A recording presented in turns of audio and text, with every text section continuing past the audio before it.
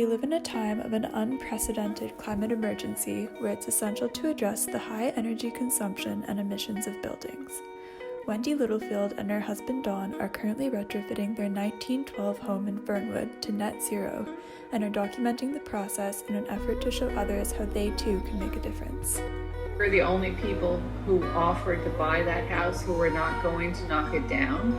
Although not exclusively net zero architects, Wendy and Dawn reached out to Vancouver firm Scott & Scott, who are known for their elegant modern designs and exploration of raw materials. Within the matter of a month, we actually received this inquiry and an inquiry to tear down a very similar house and design a new house. And we didn't take that job, and we took this job. When you look at a house like this, like an older heritage home, I think it's really important to think about what the cultural value of the home would be. If this was just a run-of-the-mill home built in probably the 70s, 80s, perhaps there's more of an argument to say, take it down, put up a passive house. But when something has the structural integrity of a home like this, plus aesthetically it's pleasing to the eye and architecturally it's pleasing to the eye, there's a strong argument to say, keep it.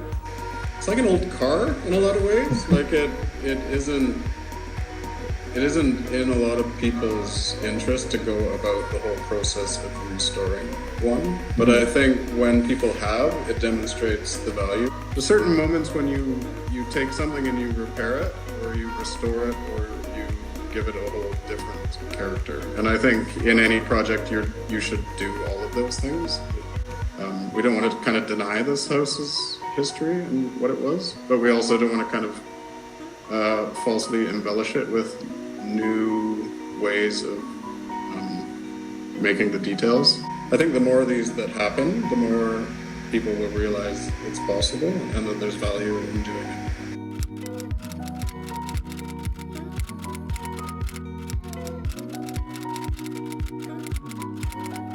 A lot of the kind of back and forth that we've had with Wendy and Dawn and the architects had to do with A, how do we keep this as green as possible? And then B, how can we do it within a budget that makes sense?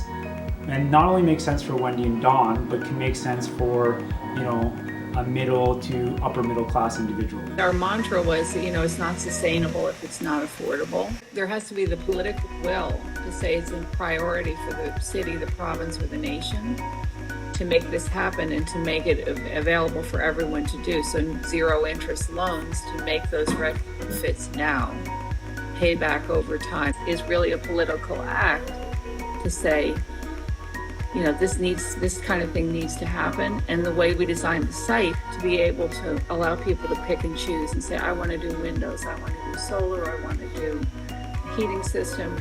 Ultimately, buildings, there may just be one cost to a certain quality, but that cost is either a deferred cost, so you may choose something that lasts 20 years instead of 100 years.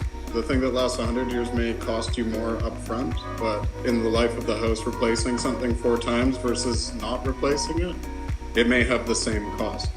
It's very difficult for people to endure that upfront cost to it, even if it's more economic. And so if there's different lending, granting, or financing models that take into consideration that overall life cycle cost of something, that's a way of kind of improving the affordability at the front, where it's quite critical. We're facing an imminent depression and lots of people out of work and a climate crisis.